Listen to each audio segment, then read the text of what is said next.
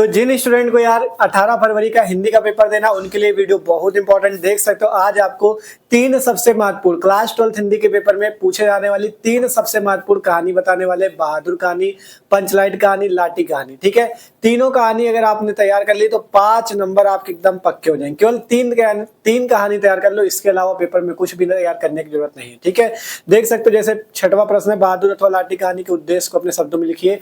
मतलब उद्देश्य भी पूछा जाता है और सारांश भी पूछा जाता है, तो सारांश और उद्देश्य दोनों बताएंगे एकदम आसान भाषा पे, मात्र सुनने मात्र से आपको याद हो जाएगा। ठीक है, तो पूरा वीडियो देखना, आसानी से आप समझ जाएंगे। तो चलो वीडियो को शुरू करते हैं। मस्त तरीके से आपका पंचलाइट कहानी, बहादुर कहानी, लाठी कहानी तीनों को देख लेते हैं और देख सकते हो किस टाइप से बोर्ड एग्जाम कॉपी पे लिखना है वो भी आप देख सकते हो। ठीक है, क्योंकि पूरा कॉपी पे ही हमने लिख के यहाँ पे दिखाया हुआ है। तो चलो वीडियो को शुरू करते हैं और जो लोग नए हो सब्सक्राइब कर लेना चैनल को, क्योंकि चैनल पे मस्त तरीके से जितने इंपॉर्टेंट टॉपिक हम आपको करा रहे हैं। ठीक है, और इस वीडियो को शेयर भी कर देना।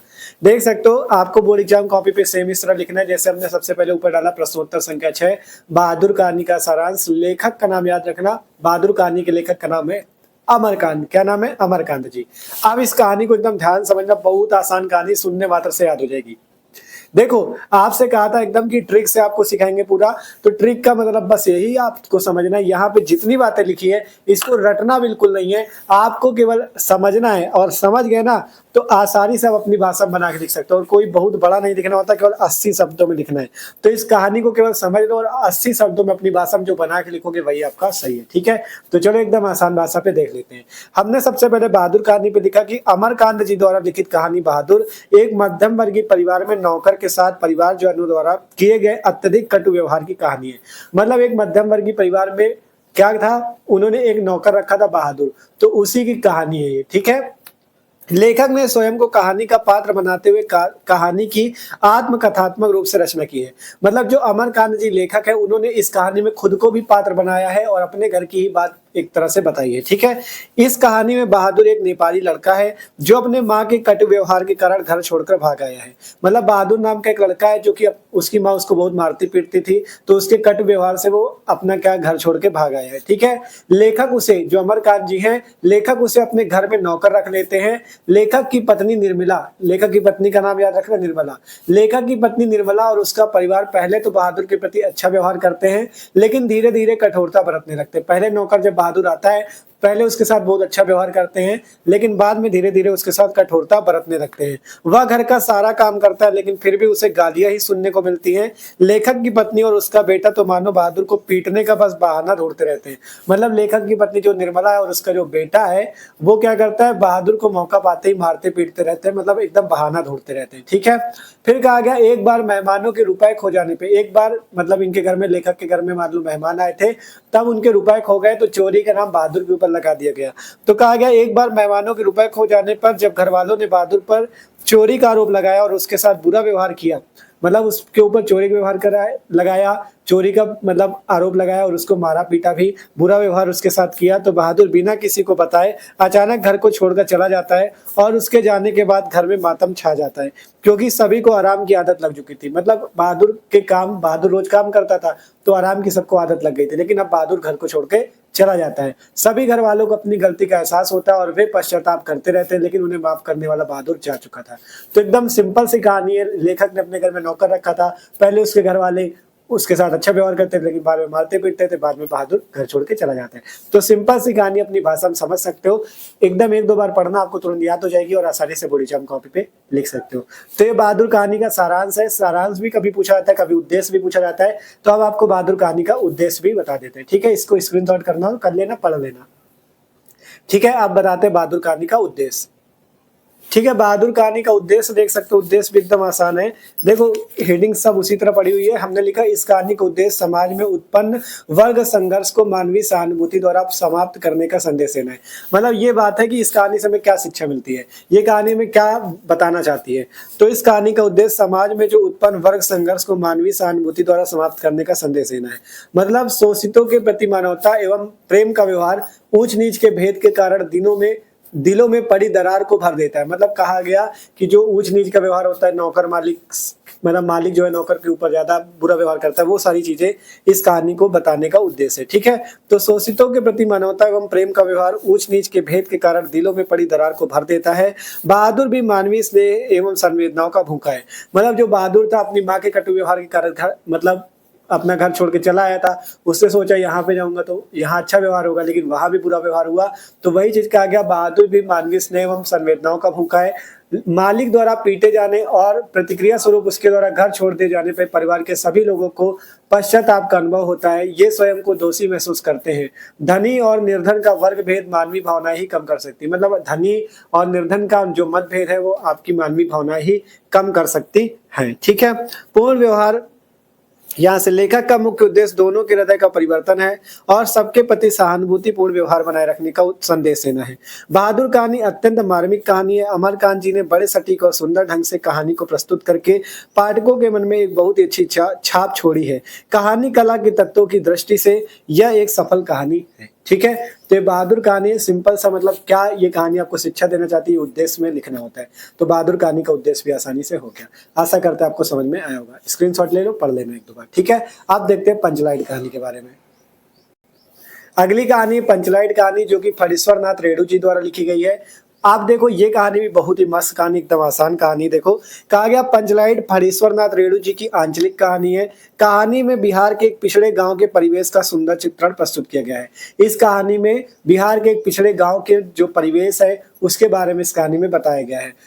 आप देखो बिहार का जो एक पिछड़ा गांव है उसमें एक टोली होती है जिसको नाम दिया जाता है महतो टोली। एक महतो टोली होती है। महतो टोली में जैसे मान लो कोई टोली नहीं होती जिसमें सरपंच होते हैं ये सारी चीजें, तो उसी तरह एक महतो टोली होती है। उसमें अशिक्षित लोग हैं, मतलब लोग पढ़े लिखे नहीं है। उन्होंने रामनवमी के मेले में पेट्रोमैक्स जिसे पंचलाइट कहा जाता है या सीधा सीधा लालटेन कह सकते हो, उन्होंने क्या किया, रामनवमी के मेले में एक पेट्रोमैक्स खरीदा जिसे वे पंचलाइट कहते हैं।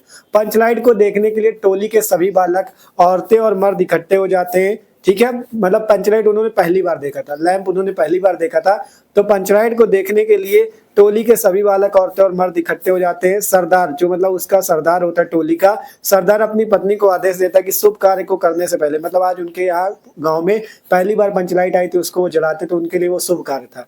तो शुभ कार्य को करने से पहले वह पूजा पाठ का प्रबंध कर ले।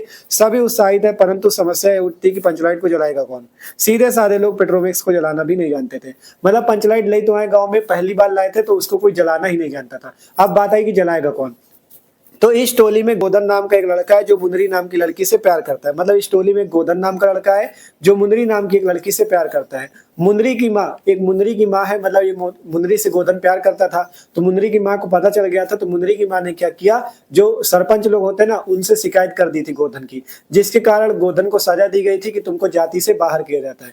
तो वही सारी बातें हैं कि इस टोली में गोदन नाम का एक लड़का है जो मुंदरी नाम की लड़की से प्यार करता है। मुंदरी की माँ ने पंचों से गोदन की शिकायत की थी कि वह उसके घर के सामने से सिनेमा का गाना गा के निकलता है। मतलब उसकी लड़की से प्यार करता था तो उसके घर के बाहर से क्या करता था, सिनेमा गाना गा के निकलता था। तो गोदन की वो मुंदरी की माँ ने शिकायत कर दी थी, तो इस कारण पंचों ने उसे जाति से निकाल रखा है। मुंदरी को पता है कि गोदन पंचलाइट जला सकता है, लेकिन मुंदरी जानते है कि पूरे टोली में केवल गोदन ही पंचलाइट जला सकता है। तो वह चुपके से ये बात पंचों तक पहुंचा देती, मतलब चुपके से पंचों को बता देती गोदन जला लेता है पंचलाइट। तो पंच पुनः गोदन को अपनी जाति में ले लेते हैं। गोदन पंचलाइट जला देता है। मुंदरी की माँ खुश होकर गोदन को शाम के भोजन के लिए निमंत्रण देती है। मतलब गोदन ने क्या किया, पंचलाइट जला दिया, तब मुंदरी की माँ ने उसको शाम के भोजन के लिए निमंत्रण दिया कि चलो तुमने बहुत बड़ा काम कर दिया है ना, तो निमंत्रण देती है और उसकी सारी गलतियों को माफ कर देती है। पंच भी उत्साहित होकर गोदन को कह देते हैं तुम्हारा सात खून माफ, खूब गाओ सलीमा का गाना। ये पूरा कहानी में एक लाइन थी कि तुम्हारा 7 खून माफ, मतलब तुम्हारी सारी गलतियां माफ है, तुम खूब सलीमा का गाना गाओ, हमको कोई दिक्कत नहीं। ठीक है, तो पंचलाइट की रोशनी से लोग भजन कीर्तन करते हैं तथा उत्सव मनाते हैं। तो ये पंचलाइट कहानी, मस्त कहानी, आपको सुनने से ही मजा आ गई होगी और याद हो गई होगी। ठीक है, तो पंचलाइट कहानी हो गई, सारांश हो गया इसका, ये सारांश है। ठीक है, अब उद्देश्य देखो, आपको उद्देश्य बता देते हैं इसका। आप देखो पंचलाइट कहानी का उद्देश्य, कहा गया पंचलाइट कहानी फणीश्वर नाथ रेणु जी द्वारा रचित एक आंचलिक कहानी है जिसमें रेणु जी ने ग्रामीण परिवेश को अत्यंत सुंदरता के साथ उभारा है। गांव के लोग जाति के आधार पर किस प्रकार विभिन्न टोलियों में बढ़ जाते हैं और ईर्ष्या द्वेष की भावना से भरे रहते हैं, इन सब का बड़ा ही सुंदर और यथार्थ चित्रण इस कहानी में किया गया है। इस कहानी में फणीश्वरनाथ रेणु जी ने प्रत्यक्ष रूप से ग्राम सुधार की प्रेरणा भी दी है। ग्रामीण परिवेश मतलब गांव के बारे में पूरा बताया ना, तो ग्रामीण परिवेश का वास्तविक चित्रण ही इस कहानी का प्रमुख उद्देश्य है। इसी के साथ रेणु जी ने यह भी सिद्ध किया कि आवश्यकता बड़े से बड़े संस्कार और निषेध को अनावश्यक सिद्ध कर देती है। मतलब देखो, गोधन उसके घर के सामने से गाना गा के निकलता था, लेकिन आवश्यकता पड़ी तो उसकी सारी गलतियां माफ हो गई और शाम के खाने के लिए उसको बुलाया गया। तो वही चीज बताया गया कि आवश्यकता बड़े से बड़े संस्कार और निषेध को अनावश्यक सिद्ध कर देती है, अर्थात आवश्यकता पड़ने पे बड़े से बड़े दोष हटाए जा सकते हैं। जिस प्रकार गोधन के ऊपर से पंचों ने दोष को भुलाकर उसे वापस जाति में ले लिया, इसी प्रकार आवश्यकता पड़ने पे दोष को भुला दिया जाता है। तो ये पंचलाइट कहानी का उद्देश्य हो जाएगा। तो पंचलाइट कहानी हो गई, बहादुर कहानी हो गई सिंपल भाषा पे। अब देख लेते हैं लास्ट कहानी जो है लाठी कहानी। आप देखो अगली कहानी है लाठी कहानी। लाठी कहानी का सारांश, जिसकी लेखिका है शिवानी, ठीक है, शिवानी जी हैं जो कि इसकी लेखिका है, ठीक है। तो लाठी कहानी में क्या होता है, देखो लाठी कहानी लेखिका शिवानी द्वारा लिखित एक मध्यम वर्गीय पहाड़ी परिवार से संबंधित कहानी। कहाँ संबंधित है? पहाड़ी परिवार से। यह कहानी देखो, लाठी का पहले नाम था बानो, बाद में नाम पड़ा लाठी, ठीक है। तो यह कहानी बानो लाठी नाम की युवती से संबंधित है। बानो का विवाह कप्तान जोशी से हुआ था, परंतु किन्हीं कारणों के चलते, देखो आपको इसमें जो कहानी है ना, इसमें केवल पात्रों के नाम याद रखने, जैसे इसमें बानो है और कप्तान जोशी है, पंचलाइट में गोधन था, मुनरी थी, है ना, और ये सब नाम याद रखो। और जैसे बहादुर कहानी पे था निर्मला, उनकी पत्नी का नाम था, अमरकांत जी लेखक थे, ये सारे नाम याद रखो मेन, ठीक है, जिससे आसान रहेगा। तो कहा गया यह कहानी बानो लाठी नाम की युवती से संबंधित है। बानो का विवाह कप्तान जोशी से हुआ था, परंतु किन्हीं कारणों के चलते उसे विवाह के कुछ दिन बाद ही उसे बानो को छोड़कर युद्ध पर जाना पड़ा। मतलब कप्तान जोशी युद्ध मतलब सेना में थे, तो उनको किसी जहाँ उनका शादी हुई ना, तो शादी के तुरंत बाद ही उनको किसी कारण से युद्ध मान लो छिड़ गया था, जिसके कारण उन्हें सीमा पे जाना पड़ा, युद्ध पे जाना पड़ा। तो कहा गया ये देखो कि यह कहानी बानो नाम की युवती से संबंधित है। बानो का विवाह कप्तान जोशी से हुआ था, परंतु किन्हीं कारणों के चलते उसे विवाह के कुछ दिन बाद ही बानो को छोड़कर युद्ध पे जाना पड़ता है। कप्तान के जाने के बाद उसे ससुराल वालों की कठोर व कटु यातनाएं झेलनी पड़ती हैं। मतलब जो कप्तान जोशी के परिवार वाले थे या जो बानो के ससुराल वाले थे, उसको बानो को बहुत पीड़ित करते थे, बहुत यातनाएं देते थे, क्योंकि कप्तान जोशी कहाँ जा चुके थे? युद्ध लड़ने जा चुके थे, जिसके कारण उसे क्षय रोग हो जाता है। मतलब बानो को इतना ज्यादा पीड़ित करते थे कि बानो को क्षय रोग हो जाता है, क्षय रोग हो जाता है, टीबी रोग, ठीक है। 2 वर्ष बाद जब कप्तान घर लौटता है तो उसे पता चलता है कि घर वालों द्वारा बानो को टीबी सैनिटोरियम भेज दिया गया है। मतलब जहाँ पे टीबी रोगियों का इलाज होता है वहां पे बानो को भेज दिया गया है, टीबी सैनिटोरियम भेज दिया गया है। कप्तान बानो की दिन रात सेवा करता है, परंतु उसके बचने की कोई उम्मीद नहीं रहती है। बानो अपनी मृत्यु के निकट आने का आभास करके एक दिन नदी में कूद पड़ी, ठीक है, एक दिन नदी में कूद जाती। मतलब जब टीबी सैनिटोरियम में बानो चली जाती है, मतलब टीबी का जहाँ पे इलाज होता है, तब जो कप्तान जोशी थे वहां पे रह के बानो की बहुत सेवा करते हैं। लेकिन कप्तान जब बानो को पता चलता है कि 1-2 दिन में वो मर जाएगी, तो जाके नदी में कूद के जान देने का प्रयास करती है। तो बानो अपनी मृत्यु के निकट आने का आभास करके एक दिन नदी में कूद जाती है। कप्तान द्वारा ढूंढने पर वह उसे कहीं नहीं मिलती। घर वालों के दबाव के चलते कप्तान को प्रभा नाम की युवती से दूसरा विवाह करना पड़ता है। जब मतलब लाठी जब नहीं मिलती, बानो नहीं मिलती, तो कप्तान जोशी दूसरा विवाह कर लेते। किससे करते दूसरा विवाह? यहाँ पे था कि कप्तान द्वारा ढूंढने पर उसे कहीं नहीं मिलती। घर वालों के दबाव के चलते कप्तान को प्रभा नाम की युवती से दूसरा विवाह करना पड़ता है। कप्तान और प्रभा 16 वर्षों बाद नैनीताल घूमने जाते हैं। 16 वर्ष बाद कप्तान और प्रभा जो है 16 वर्षों बाद नैनीताल घूमने जाते हैं। तो एक चाय की दुकान पर अचानक बानो लाठी के रूप में मिलती है। मतलब 16 वर्ष बाद जब वो जाते हैं तो उन्हें बानो दिखाई मिलती है, जिसका अब नाम पड़ चुका था लाठी। तो बानो लाठी के रूप में मिलती है। कप्तान उसे पहचान जाता है, परंतु लाठी को पुरानी बातें सब कुछ भूल चुकी थी। वह वैष्णवियों के दल के साथ रहने लगी थी। मतलब जो वैष्णव लोग होते उनके दल के साथ बानो रहने लगी थी, और अब उसका नाम लाठी हो चुका था। लाठी की मधुर हंसी ने कप्तान के दिल को भेद दिया। मतलब जब लाठी को देखा तो उनको पुरानी बातें याद आ गई। उसकी हंसी ने कप्तान के दिल को एकदम भेद दिया, ठीक है। लाठी की मधुर हंसी ने कप्तान के दिल को भेद दिया, परंतु कप्तान जिंदगी की दौड़ में बहुत आगे निकल चुका था, क्योंकि अब कप्तान के बच्चे भी हो चुके थे। 16 वर्ष बाद वो घूमने गए थे, तो और वह लाठी को अब दोबारा अपनाने में असमर्थ था। कप्तान की समझ में तो बानो मर गई थी, अब तो वह लाठी थी, प्रभु ही अब इसका मालिक था, यह सोचकर कप्तान अपनी जिंदगी में वापस लौट जाता है। मतलब 16 वर्षों बाद जब कप्तान नैनीताल घूमने के लिए जाते हैं तो उन्हें बानो मिलती है फिर से, लेकिन अब वो लाठी बन चुकी थी। मतलब जब नदी में कूदी थी उसके बाद मान लो जिन लोगों को मिली हो तो अब उसका नाम लाठी पड़ चुका था। अब कप्तान ने सोचा भगवान के भरोसे ही है, क्योंकि अब मैं अपनी जिंदगी में मतलब मेरी शादी भी हो चुकी है तो अब वो उसे नहीं अपना सकते थे। तो ये सारी बातें लाठी कहानी का सारांश है, आसान भाषा पे देख सकते हो। सारांश हो गया, उद्देश्य भी तो चलो जल्दी से देख लेते हैं, ठीक है। देखो उद्देश्य, लाठी कहानी का उद्देश्य।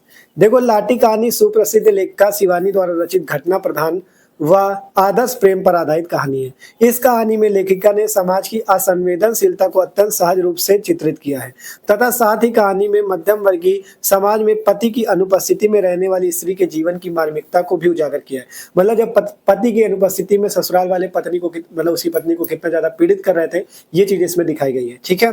तथा साथ ही कहानी में मध्यम वर्गीय समाज में पति की अनुपस्थिति में रहने वाली स्त्री के जीवन की मार्मिकता को भी उजागर किया है। लेखिका समाज की रूढ़िगत मानसिकता को बदलना चाहती है कि जिस बहू को लोग अपने घर की लक्ष्मी बना के लाते हैं उसके साथ जानवरों जैसा क्रूर व्यवहार करने लगते हैं, जो कि मानवीय दृष्टिकोण से अनुचित कार्य है। घर आई बहू को वही प्रेम व स्नेह देना चाहिए जो अपनी स्वयं की बेटी को दिया जाता है। लेखिका ने यह भी स्पष्ट किया है कि टीबी असाध्य रोग नहीं है। मतलब टीबी कोई बहुत बड़ा रोग नहीं है कि उसको ठीक नहीं किया जा सकता। टीबी असाध्य रोग नहीं है। रोगी को किसी सैनिटोरियम भेजने के बजाय विशेष देखभाल कर सहयोग व प्रेम से बचाया जा सकता है। मतलब जैसे बानो को टीबी सैनिटोरियम छोड़ दिया गया था, कहा गया टीबी कोई असाध्य रोग नहीं जिसको ठीक नहीं किया जा सकता। अगर घर में रह के उसकी सेवा पानी की जाए, इलाज कराया जाए तो आसानी से वो ठीक किया जा सकता है, सहयोग व प्रेम से बचाया जा सकता है। पति के बिना स्त्री का ससुराल में कोई मान सम्मान नहीं होता था, उसे शारीरिक व मानसिक यातनाओं का शिकार होना पड़ता है। इसी समस्या से पाठकों को अवगत कराना लेखिका का मुख्य उद्देश्य है। तो ये लाठी कहानी का उद्देश्य है, देख सकते हो, आसानी से आप समझ सकते हो। तो आशा करें तीनों कहानी आपको आसानी समझ में आएंगी। लाठी कहानी, पंचलाइट कहानी, बहादुर कहानी, ये तीनों कहानी तैयार कर लो, इससे बाहर कोई कहानी तैयार करने की जरूरत नहीं। देख सकते हो यही पूछी जाती, बहादुर अथवा लाठी कहानी के उद्देश्य को अपने शब्दों में लिखिए। 5 नंबर का अथवा करके ध्रुव यात्रा। ध्रुव यात्रा देखो 4 कहानी, 4 में 3 याद होगी तो अथवा में तो फंसी जाएगी। 3 याद करो, ज्यादा पेपर का टाइम है, इतना टाइम नहीं है मेरे पास, ठीक है। तो केवल 3 याद कर लो, पंचलाइट, लाठी, बहादुर। 3 याद है तो इससे बाहर आपका नहीं आएगा, क्योंकि अथवा में ध्रुव यात्रा आ जाती है। तो 3 याद है तो ध्रुव यात्रा से हमको क्या मतलब, 3 आसान आसान तो याद ही है ना। तो काम बन गया। तो वीडियो अच्छा लगा लाइक कर लेना और कमेंट करके जरूर बताना कि आपको ये वीडियो कैसा लगा, और इस वीडियो को अपने दोस्तों के साथ भी शेयर कर देना जिससे वो लोग इसको तैयार कर ले। और इसके पहले हमने निबंध, आवेदन पत्र जितने हैं सारे बता रखे हैं, जल्दी से जाके चैनल पे वीडियो देख लो, एकदम ट्रिक से आपको पूरा सिखाया है, ठीक है। तो वीडियो जरूर देखना। मिलते हैं अगले वीडियो पे और किसी इंपॉर्टेंट टॉपिक के साथ।